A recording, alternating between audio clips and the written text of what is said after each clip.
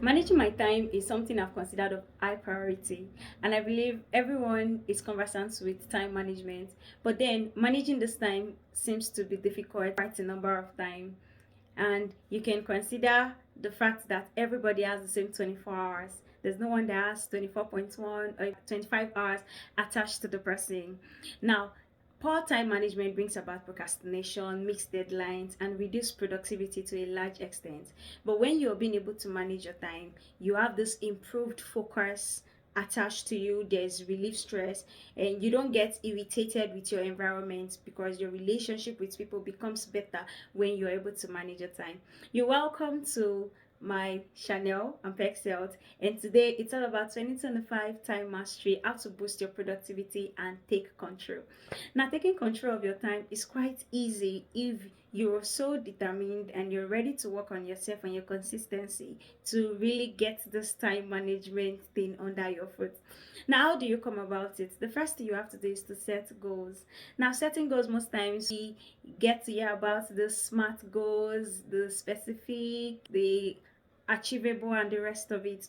Now, setting goals for yourself, for me, it involves you setting a goal that you're not setting to please people. If you have goals that you really want to achieve, it's best when you're setting those goals not because people are saying it, so you're not forced to set those goals.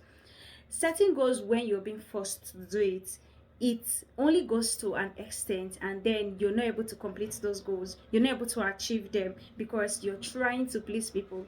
But for you to get a goal that is actually smart, it must be a goal that you're not considering what people say about it. You're considering yourself being able to make those goals achievable. It goes a long way when you can set smart goals for yourself that you can make it work, not the one you're doing for people. Now, the second thing you have to consider is planning your day. Planning your day goes a long way. You can use the to-do list, you can use the Google Calendar to plan your day. It could just be you waking up in the morning and you're getting a plan. Oh, I want to read a book, I want to paste my mouth, after taking my shower, I want to do this, I'm going to work, I'm trying to do this. You just having it written down.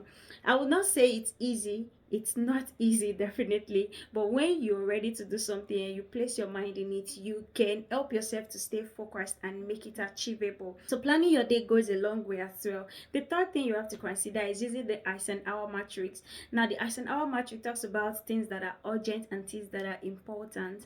When you can differentiate between things that are urgent and important, you can then place those things that are urgent and important to be something that you can do at that particular time, while those that are important and not urgent, you can schedule them for another time, while those that are urgent and not important, you can delegate them. And those things that are not important and are not urgent, definitely they come to our lives, we can just eliminate them and get them off our calendar so we don't get our mind so overwhelmed with things that are not important and are not urgent. Number four, you have to break your tasks into manageable steps.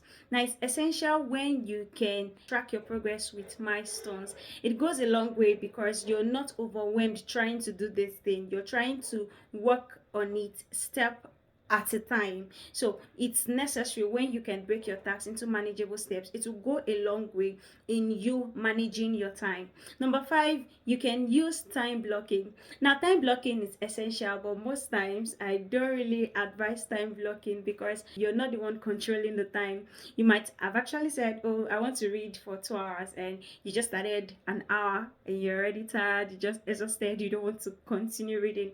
So time blocking should be based on your capacity. If you can work with your time, you can carry out the time blocking aspect of your planning, then it's good. But if you cannot, it's best if you don't get overwhelmed with it. If you can get your schedule to be something that you can do in the morning, something you can do in the afternoon or in the evening, it will go a long way with you managing your time. Next, you have to avoid or reduce distractions. Now, distractions will always come. Distraction can come from your social media, distraction can come from your friends. You can manage your friends' time. You can make your friends understand that you have time for yourself. You have time where you want to be productive. This is time to go out. This is time to get engaged in discussions. Now, you being able to reduce distraction will help you to a very long extent for you to manage your time. Why? Because you yourself, you understand the importance of you doing a particular thing at a particular time, and you understand the importance importance of playing at a particular time. It will go a long way if you can manage your distractions. And lastly is for you to reflect and adjust.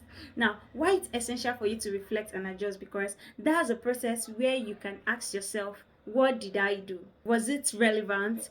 Was I able to carry out a particular activity today? Did it work out? How can I improve myself? Now, reflecting and adjusting goes a long way. Most times we tend to carry out lots of activities and we don't have time to reflect. We don't have time to adjust our time. So we just keep on moving, keep on working, and there's no feedback attached to our work. And so we don't know when we're making mistakes. We don't know when our work is just being fruitless. So, but when you can create this short time for you to reflect, you can adjust your time, you can ask yourself questions. It will help you to carry out your activities appropriately the next time. So for you to master your time in year 2025 and boost your productivity and you taking control of it, you have to try as much as possible to work on yourself. Be consistent with yourself. Don't just start and lose hope. It's not really easy for anybody. Even the great men out there, there are times where they feel so overwhelmed and so frustrated with life.